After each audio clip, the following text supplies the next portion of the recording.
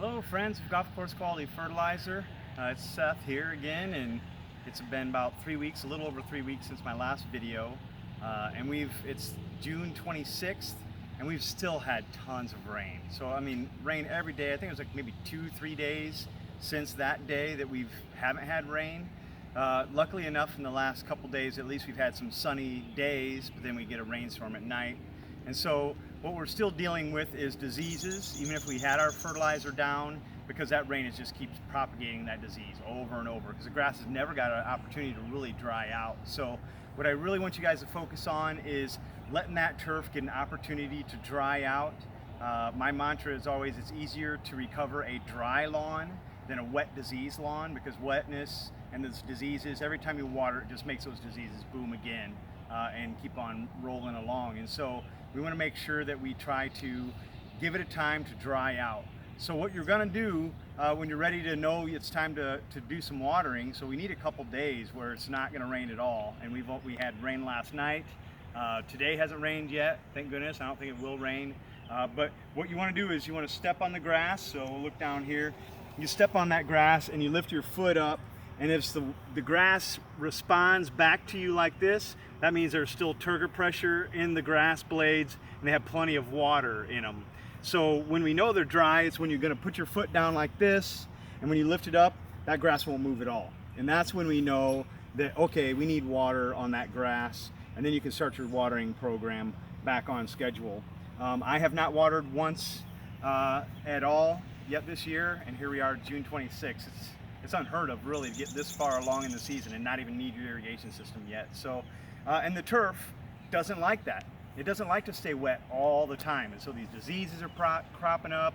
Not only do we have red thread still kind of persisting, but I'm seeing dollar spots showing up now that the temperatures are getting warmer, and warmer temperatures, fungus loves that stuff. And so when the nighttime temperatures are staying in the 60s like they're going to be doing all week this week, it's still a great opportunity for diseases to keep on propagating. So have patience on that, wait for that dry spell, and then maybe we'll finally, in the month of July, get our beautiful grass we normally have in June.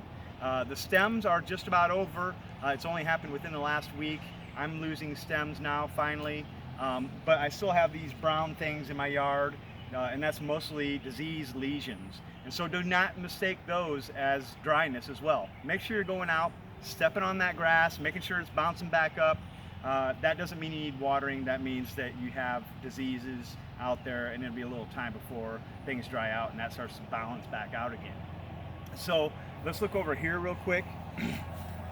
This is another situation that's kind of happening too.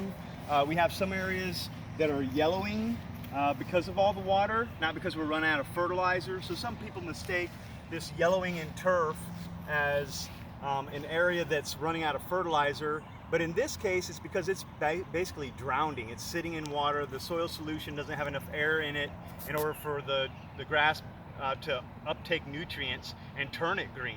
And so just have patience on those little yellow areas.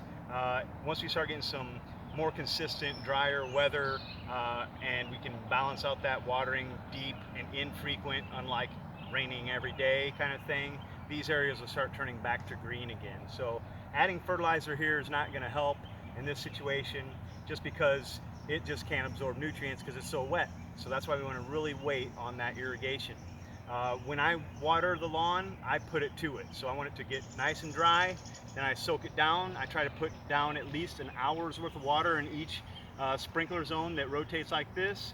That equals about 4/10 of an inch of rain on average. And so that will be a good soaking. They'll get nice and deep and keep those deep roots alive. And then you can go longer without watering, because that keeps your top surface a lot drier, not watering every day, and keeping that thatch level drying out a little bit too, that's where the incubator of all those diseases can be. All right, and so that's one thing. Also, that rain has brought us a couple other issues. Weeds are going crazy, especially clover. Clover is loving this rain.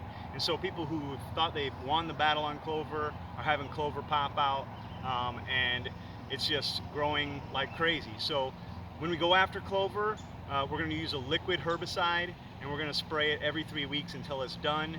If you spray it properly in a couple different directions on it, then you might be able to get it in one shot. But persistence on clover, because each patch of clover is actually one big plant, and so there's a lot of roots under there with a lot of energy stored in it, and it hides in the grass, and so you can't really get those leaves of that with a lot of herbicide. And then also the water beads up on the blade, or on the leaves as well, and so it'll kind of roll off. So it's a lot harder to kill clover than like a dandelion. Dandelion's really easy to kill. So persistence on that. We use T-Zone for our customers. It's a nice little bottle, mixes up 21 gallons. It's got a measuring cup attached right to it, really easy, and just being persistent on it. I like to spray on a sunny, dry day. I'll spray after the dew's gone in the morning, so that way the sun can force it to soak in all day long, and we haven't had many opportunities to do any spraying because it's been raining virtually every day. And so here, coming up soon, today's a nice day. Yesterday, actually, we had some rain in the evening, but we actually had some sun and some good wind, which is helping dry things out on the surface a little bit. And so the grass is looking a little bit better, but we need a little bit more dry time to make that turf look good. It's frustrating when you're trying your best, you're using the best products, you're doing the right timing, but Mother Nature sometimes does not want to cooperate, and grass does not like to stay wet all the time. And it loves to be dry on the surface and have nice moist roots with a little bit of air in that soil too, to be able to uptake nutrients, unlike this area that's not able to. It's a wet spot. So that's one of those things. So getting on those clovers, staying patient, mowing as frequently as you can, every 3rd to 5th day.